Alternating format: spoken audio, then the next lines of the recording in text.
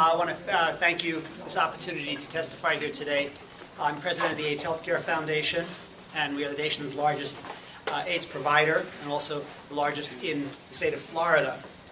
And I come here today to propose an alternative to the reduction in the federal poverty limit. And it's basically a 5-point plan.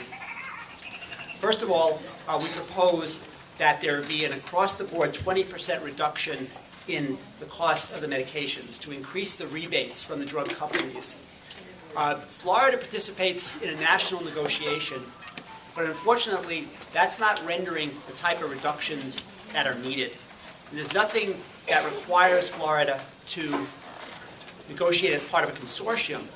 And since they have the worst situation in the country, we recommend that they immediately start those negotiations. AIDS Healthcare Foundation is leading a national effort which has so far succeeded in getting at least one of the companies to reduce their prices by 8%. But we believe if the state of Florida steps up to the plate, we can do more. Secondly, we would propose, right now, the ADAP program in the state of Florida is bleeding out. You are paying for Medicare recipients through ADAP because you do not have a system to document that people are in the donut hole. And so even when they get out of the donut hole, they're still being charged to ADAP. So at a time when we have almost 4,000 people on a waiting list and you're considering lowering the federal poverty limit to permanently eliminate thousands of people from the program, Florida has not done what most other states have done, which is to take advantage of the coordination of benefits, since as a result of healthcare reform, it's been determined that ADAP can count towards the true out-of-pocket expense. We've brought this to the attention of the department for a very, very long time, and we've said that we would help you to solve the problem. But meanwhile, it's now May. This has been in effect since January 1. People came out of the donut hole as late as the end of January, and it's still being charged.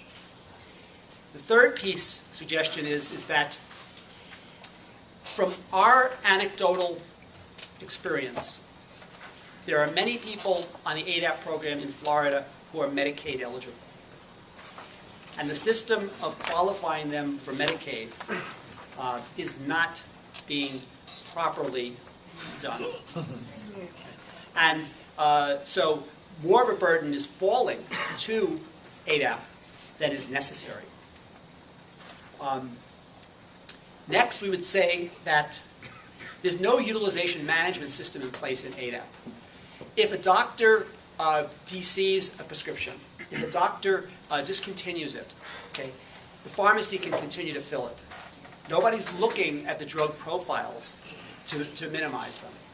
So therefore, you have a situation where we believe that the expenditures under ADAP are at least 10% higher than they need to be without any change in the medications that patients receive.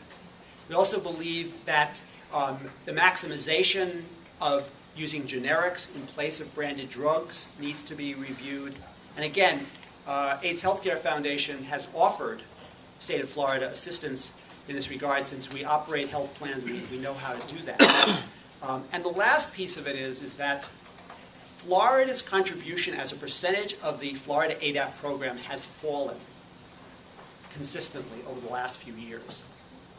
And this is primarily funded by the federal government, this program. But at least the very small percentage that Florida has contributed should be maintained.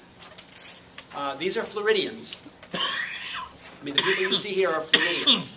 They deserve that care and attention. So, we continuously have come to you not just with an outcry, but with a solution. And we think it's incumbent upon the state to look for a better solution. I mean, the reality of the matter is that people who are on a waiting list will get off the waiting list at some point.